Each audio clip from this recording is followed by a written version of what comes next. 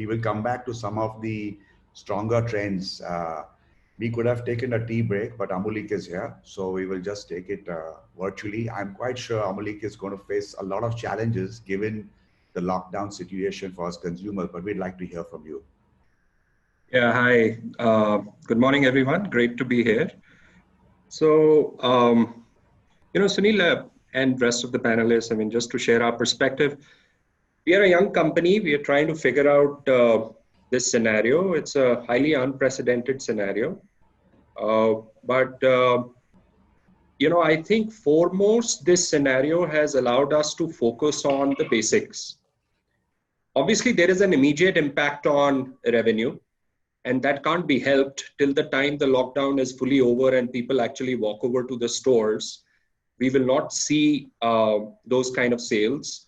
But our online delivery sales, just to share a perspective, for the set of stores that we could open, because many of the stores came down into severe lockdown zones, our online sales have reached about 65 to 70% of the pre-COVID era for the same set of stores, which, especially if I look at the trust factor, which is hugely important in the F&B category, is broadly encouraging for us. So to share as to how we are thinking through on our execution plans, we are primarily doubling up on delivery. Our goal really is to ensure that our offerings on the online store increase dramatically. We are fundamentally a beverage anchored business, but now we are making a deeper foray into food simply because we are realizing that work from home scenario calls for an additional level of convenience, which the F&B players like us can offer. So traditionally, our sales have been highest on Saturday and Sunday, and they've been going to homes. I'm talking about our delivery sales.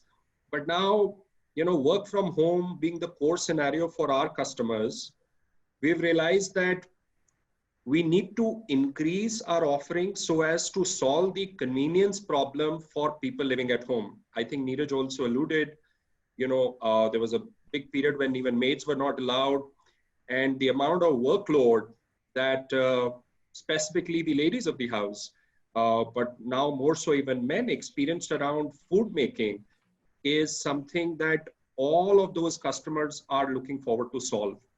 So even in this lockdown, we introduced 10 new food products. We are actually launching 5 more food products in the next 1 week.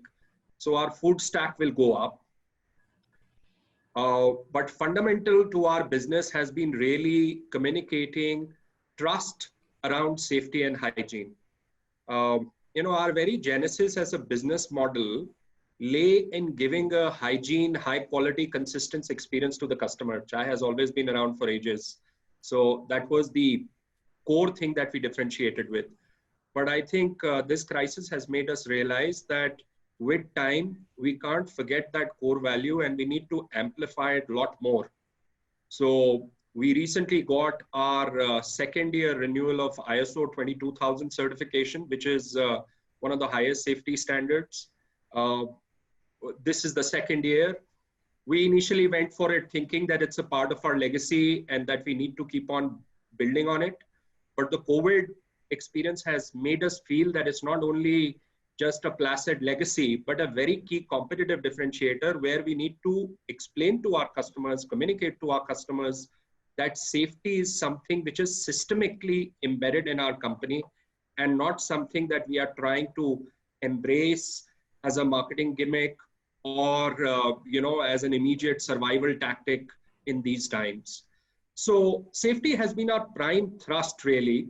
I will not spend time talking about liquidity measures, but frankly, for companies which have such a spread of retail as we do, we of course have 40% of our business on the B2B side. Liquidity was the most important aspect towards which we spent the first, I would say, 15, 20 days in protecting ourselves.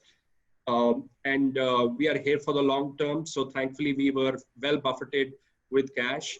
But most importantly, after that, we latched on to safety measures. So we had a campaign called GMTS, which is gloves, mask, temperature taking and sanitization measures. So in week 1 of lockdown, we introduced GMTS 1.0, where we quickly made sure that in spite of supply chain challenges, all our staff has these measures. And then we jumped on to GMTS 2.0, now where we are really changing the use of technology for walk-in customers to make sure that it's a complete contactless experience. There is a lot of focus now on design. To give you a simple example, we've got 175 stores. How do customers, when they walk in, open the door of the store without even touching it?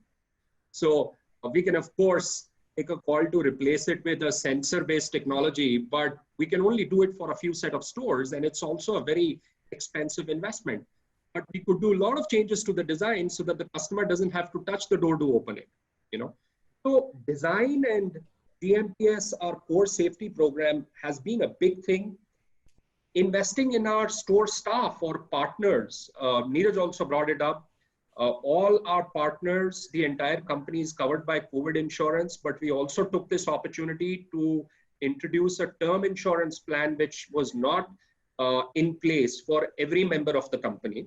Because first and foremost, we felt that our staff needs to feel safe and embrace operations under these environment, and only then they can really wholeheartedly give a level of confidence to the customer. Last very quick point has been technology. Technology is going to be embraced in a very rapid level. Online delivery, all of us are aware, was growing at a very rapid rate. But I think what will come out now, and we are not seeing it, of course, because stores haven't started opening, but my conviction is that in the next month and a half to 2, we will see a new wave of technology adoption inside the store. So how do you order without interacting with a cashier? I personally feel that the cashier role is going to be pretty much made redundant in the new times, or if not completely redundant, hugely compromised. In-store use of technology to deliver customer confidence is going to be another big thing. So, this is just to quickly summarize what's happening in our world and what we are seeing. Talking about my lockdown moment, I think the most surprising part, intriguing part has been the way the teams got integrated across the company. I'm, of course, giving a professional context, but I never thought that a company which is as small as ours, but still spread across 7 to 10 cities, would get so tightly integrated using Zoom.